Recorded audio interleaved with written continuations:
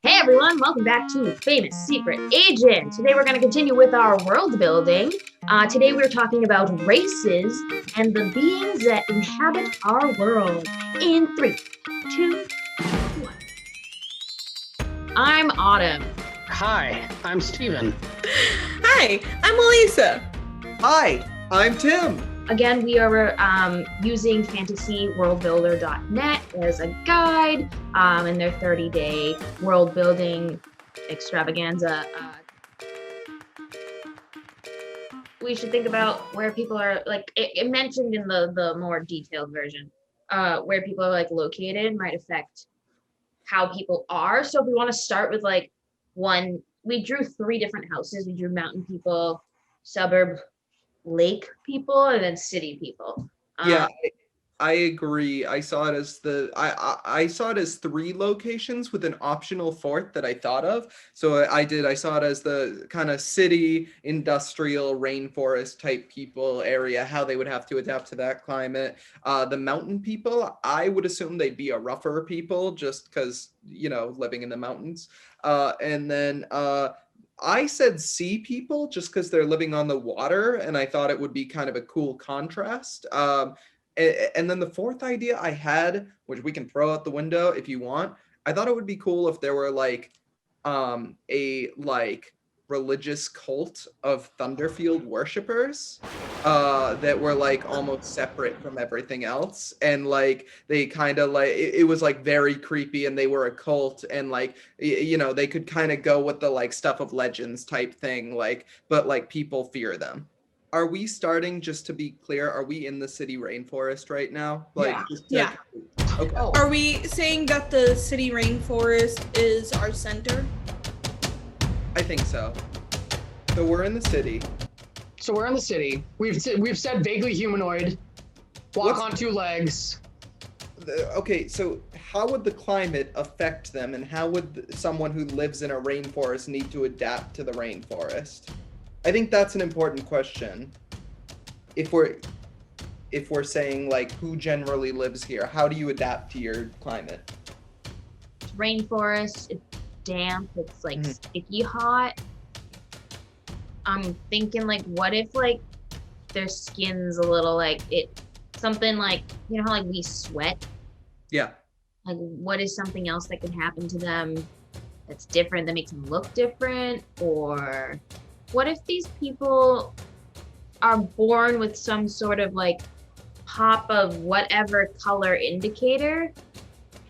That could then like we talked a lot before about like class, and that could really play into it of like, oh, you have a blue diamond on your wrist because that's what you were born with, and they have the green Sam star, so they're better. Like, I don't know. We could go with the idea of maybe like birthmarks, but these birthmarks don't have to be like birthmarks that we know. They could like literally be like a blue or red birthmark that like people know to look for and could make someone stick out. Like that could either be a bad or good thing. That kind of reminds me of, not in total, but of Steven Universe. All the gems have their own gem like attached to them.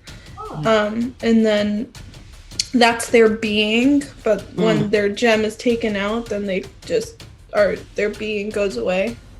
I think it'd be cool if everyone had shaved heads and no eyebrows. I'm cool with that. Oh, with shaved heads. They don't have to look attractive. They can just be what they are. Slimy people. Well, Slimy rainforest people. What if they don't sweat? Like, they're incapable of sweating, and the reason why they live so close to the water is because they need to go there to cool off, and that's how they're also introduced to the other settlers in that area, is that water is essential for their survival. I'd like the idea of like bringing back the colorful birthmark idea maybe, or like something they're born with in the place of like where hair might be. Like you could have some kind of funky designs on where eyebrows should be, hypothetically. Yeah. So I'm assuming we're saying 2 eyes, a nose, a mouth, 2 ears. Are we getting away from that? Yeah, I think, I mean, at least I assume they are basically humanoid with just these changes to them. Yeah, like cone heads. Yeah, I was thinking that the entire time. Gender then? I mean, like, obviously, like, sex related? Like, you know, like female sex, male sex? Or is it, like... I don't think gender has to play a part. We could say just, like, honestly, anybody could get with anybody if they want to reproduce, then they have the ability to. Love if that. we want to make sense of that further, then we can go into a whole anatomy thing, but at the end of the day, does it really matter? No. Will it affect the story? No. Not if we choose to make it a huge point, but if you don't, and you just gloss over it, and that's just the way the world is, then screw it. That's the way the world is. I love that answer. Is this a people that is tall? I would like to believe that they have the ability to change their height. And it's all dependent on emotion. So it's whether you're feeling big or you're feeling small, baby. in general above 5 feet or a low 5 or like 5 and below. What if we do an average of 6 feet, but they can either shorten or tall 3 feet either way?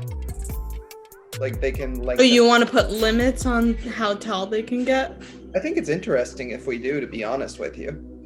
Well, I think it's good to at least put a general, like an average. Yeah. Okay. If that makes sense. All right. I want to say that they have particularly strong forearms. Okay, I like that. Because of trees and climbing and building in the trees and I don't know, vine swinging. What color eyes generally? Do they have normal human eyes or do they have a different color? Let's give them like night vision, like because the rainforest is pretty dark. So what if they like had almost like yellow type eyes or like really light green eyes that we could believe that they could see in very dark environments? Hell yeah. Are we thinking like cats like have those yellow eyes? Autumn, you read my mind. I think that if we're gonna give them dark vision, that we at least need to make their eyes bigger. Yeah.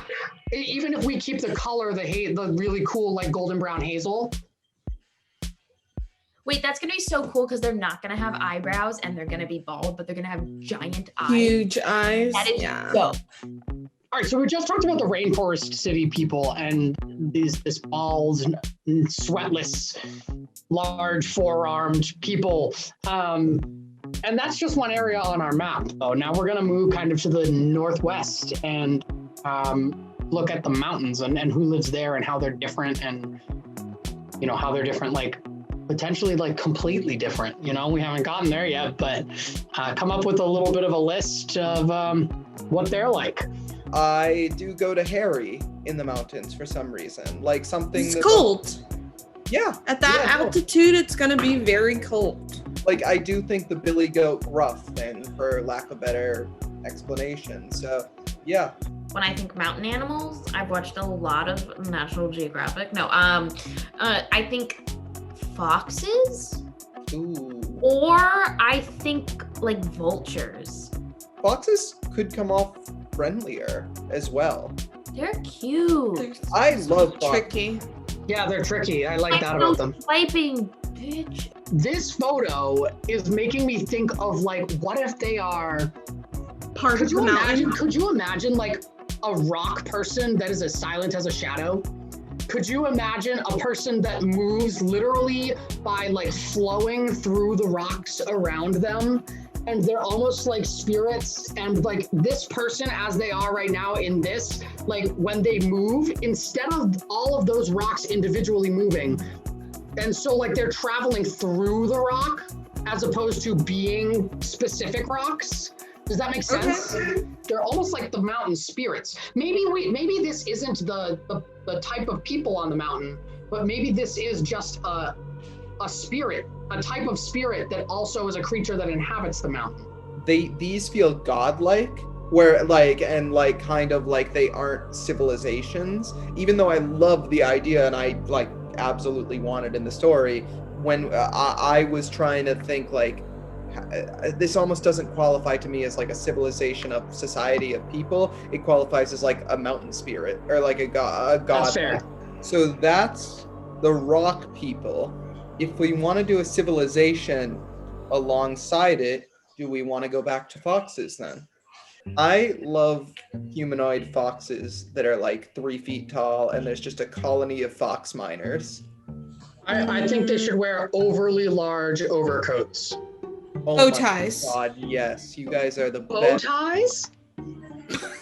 Can that just be, wait, can we just make it that that's a part of they have some sort of like organ that is on them that is a bow tie struck like shaped thing? Can it be how their fur? Like a bolo, but it's like a really long, saggy skin. I more meant how their fur could part here instead of like flesh. But Do they just have like really like small faces? Are they like humanoid with really small faces, like narrow? so I'm like going full, like in my head at least, I'm going full Zootopia where it's like a humanoid fox, like, but they're not in that outfit, like not in a modern day outfit per se, but like standing on their hind legs using their front paws as hands. What if they have horns? I'm cool with the horn thing. I actually think we should kind of gravitate a little further back towards goats, but just be a little more creative with how we think about them being goats. Like this one, he kind of looks wise to me. I like. Yeah, I could totally see like one of those guys working in the mines being totally chill, ask you to come up to the top of the mountain for a brewski and, you know, punching you right off. I like his Billy Goat beard. Like I just like that feature on him. Okay, so can we say that they all have beards. They all have a chinny chin beard. Yeah. Yes. They all have chinny chin beards. It has kind of the base of a fox, but then you got little horns. And he's got Oversized clothing. He's got oversized clothing and a little bow tie, and then he's got a Billy Goat beard. Are their eyes? You know how like goats have those like ovally eyes? Autumn, you're genius. That's crazy. They're square. Like their eyes are further on the side of their head. So rectangular pupils, like goat's eyes. Do they have any particular abilities? Well, they're miners, and I don't know why, but what if they have this like super like ability to smell out, like not smell, but you know how like moles have those things? Don't they have like an echo thing, or is that just bats? Yeah, their noses are very sensitive to like very slight vibrations in the air. That's how they navigate. What if these guys have that a sense of like vibrations or whatnot while they're that they can feel through their paws? Yeah. Their bottom? It can be whatever we decide, but like that, because that could help them mine. I also like just adore how different these two races are. Like just they could not be more different, and I love that. Hairy to bald. Their color is determined by their environment. So like their coat color, which literally could be the coats they wear or the coats of their fur, but they're determined by the environment. To recap the foxes, they are 3 feet in height. They are all miners. They all smell like sulfur, which is not a good thing for miners, but they cover it up with perfume. They are very sensitive to vibrations, and they all have beards with horns. All right, guys, thanks so much for coming along on this wild ride with us. That took us like far longer than we thought it would, but I think it was really, really worth it to be able to really dig into what types of people we're going to have in this world that we're building together. So for shorthand, we got the baldies and we got the foxes. And we're going to come up with at least 2 more just to get ourselves started. So we hope you'll come along on that ride with us as we take that on next time. Make sure you give us a like, give us a subscribe if you can. It really helps us out. And throw a comment down. What do you think of these races? What do you want to see? Last one now is a rotten egg.